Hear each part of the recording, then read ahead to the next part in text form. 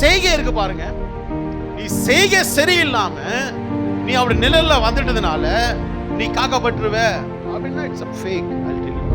YONO ஆமனுக்கு நிழலு கீழே வந்தார். இவருக்கு அந்த ஆமனுக்கு நிழல்ல உட்கார்ந்துட்டு எதிர்பார்க்கிறாரு இந்த நினிவே பட்டணம் என்ன ஆயிடணும், அழிஞ்சு போயிடணும்.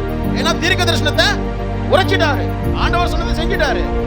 அந்த ஜனங்க என்ன பண்ணிட்டாங்க, தேவனை அறியாத ஜனங்க, பரிசுத்த வேதாகமத்தை அறியாத ஜனங்க. இந்த ஜனங்க இவர் தீர்க்க தரிசனம் உரைக்கும் பொழுது இந்த ஜனங்கள்லாம் மனம் திரும்பிட்டாங்க. நினிவே பட்டணத்தாரு மனம் திரும்பிட்டாங்க. அந்த பட்டணத்தார் மட்டும் மனம் திரும்பல, அந்த ராஜாவை என்ன பண்ணிட்டான், மனம் திரும்பிட்டான். உபவாச நாளை ஆசரிக்கிறதுக்காக அனௌன்ஸ்மெண்ட் பண்றான். நம்மளுடைய நினிவே பட்டணத்தில் இருக்கிற ஆடாகட்டும் மாடாகட்டும் எதுவா இருந்தாலும் சரி, எல்லாமே மேய்ச்சலுக்கு அனுப்பாம தண்ணீர் பாய்ச்சாம எல்லாரும் என்ன பண்ணுங்க, உபவாசம் பண்ணுவோம்.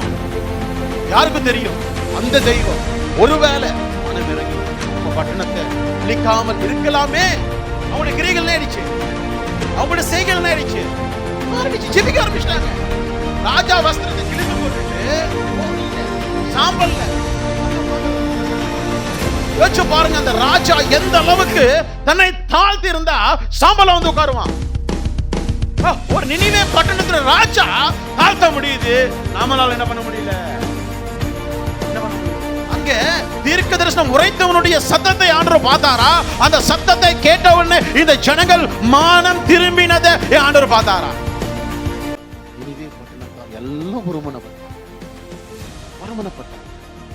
தங்களுடைய ராஜா வஸ்திரங்கள்ல தங்களுடைய ஸ்தானங்களை விட்டு இறங்கி சாம்பல்ல உட்கார்ந்து, யாருக்கு தெரியும், if it is happen to happen, otherwise not happen.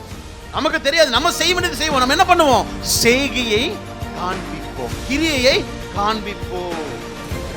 Oneness மைண்டோட கூட அவங்க அந்த ப்ராசஸை ஸ்டார்ட் பண்ணாங்க. கவிழ்ப்பேன் என்று சொன்ன என் ஆண்டவர் அந்த நினிவே பட்டணத்தை கவிழ்க்க கூடாது என்று சொல்லி யார் காக்கப்பட்டான்? இந்த பிரசங்கம் சில பேருக்கு வேடிக்கையா இருக்கலாம், சில பேருக்கு வியாகுலமா இருக்கலாம், சில பேருக்கு வெறுப்பா இருக்கலாம். லிஸ்ட் பாத்ரா போட்டு அதை பத்தி எனக்கு கவலை கிடையாது. நீ கீழ்படுறியா, கேட்கிறியா, செய்கைக்கு வரியா, கிரியை நடத்துறியா, உன்னை தேவன் உயர்த்துறது யாரும் தடை செய்ய முடியாது.